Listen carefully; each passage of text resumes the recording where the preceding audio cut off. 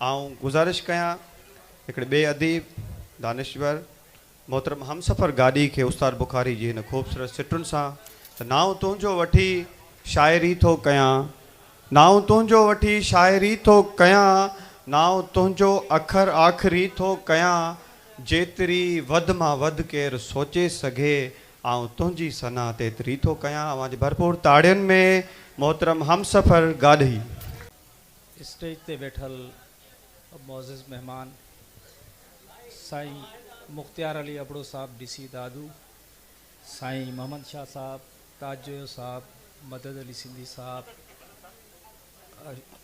Doctor शेर मेहराणी साहब ऐं ॿिया दोस्त ऐं पिंडाल में वेठल ये उस्ताद बुखारी जो अवामी राज, तव्हां सभिनी खे जीअं सिंध जीअं लतीफ़।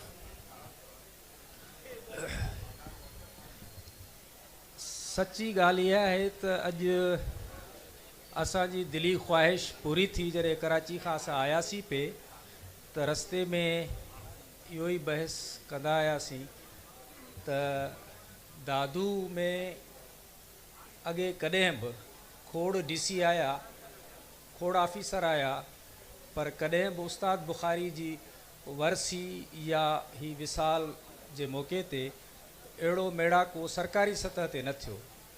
ऐं पहिरियों दफ़ो दादू जी तारीख़ में डीसी दादू मुख्तियार अली अबड़े साहब ही जेको मेड़ाको करायो आहे उन लाइ जस लहणनि ऐं सकाफ़त खातो बि जस लहणे।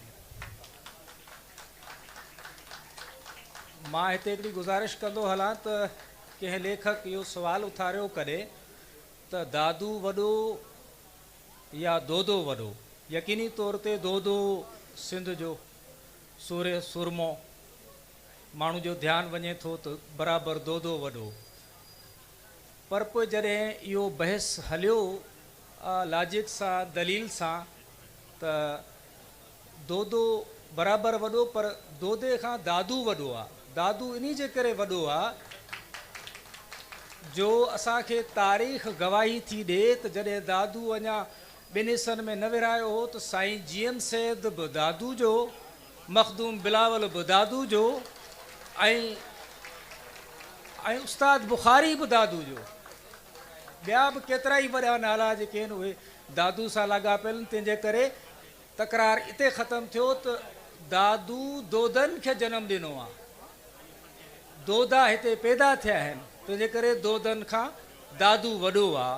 ऐं दादू जी तारीख़ आहे, मज़ाहमत आहे, एमआरडी मूवमेंट आहे। उन में ॾिसो उस्ताद बुखारी जी बि सॼी शाइरी अवामी ऐं मज़ाहमती रंग सां भरियल आहे, इनकलाबी रंग सां भरियल आहे, जेका असांखे इंस्पायर करे थी, उत्साह ॾिए थी ऐं जेको सो अवाम ॾांहुं रुजू करण जो चवे थी। उस्ताद बुखारी सां त ख़ैर आगाटो बि मुलाक़ातूं थींदियूं रहियूं, पर मां तव्हांखे हिते हिकिड़ो नंढिड़ो वाक़ियो शेयर कयां। घणनि दोस्तनि उस्ताद जी शाइरी त अञा ॻाल्हायो आहे, अञा ॻाल्हाईंदा। हीउ मां सम्झां थो त 88 या 89 जो वाक़ियो आहे। मां डॉक्टर शेर खे रस्ते में ॿुधाईंदो आयुसि त कराची जे मेट्रोपोल होटल में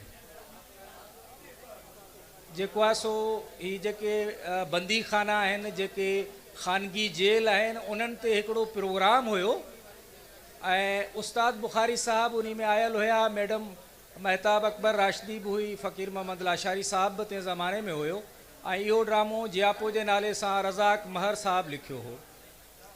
सची ॻाल्हि इहा आहे त सभिनी दोस्तनि चयो त सिंध में अहिड़ा ख़ानगी जेल आहिनि जिते जेको आहे सो हारी खे मानी उछले खाराई थी वञे ऐं सभिनी इन सां इतफ़ाक़ पे कयो।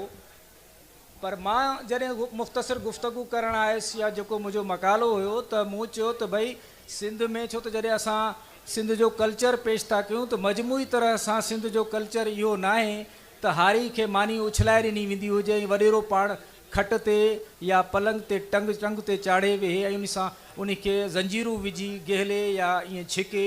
इहो एक्सेप्शन थी सघे थो, किथे मुमकिन आहे हुजे, मीरपुर ख़ासि में हुजे, पर सॼी सिंध में ईअं न आहे। जॾहिं इहा ॻाल्हि उस्ताद बुखारी ॿुधी त सची ॿुधो, ई स्टेज ते जीअं हिते माण्हू वेठा आहिनि, हेठि एतिरा सारा माण्हू, उस्ताद बुखारी उथी अची मूंखे पंहिंजो अजरक पारायो हुयो।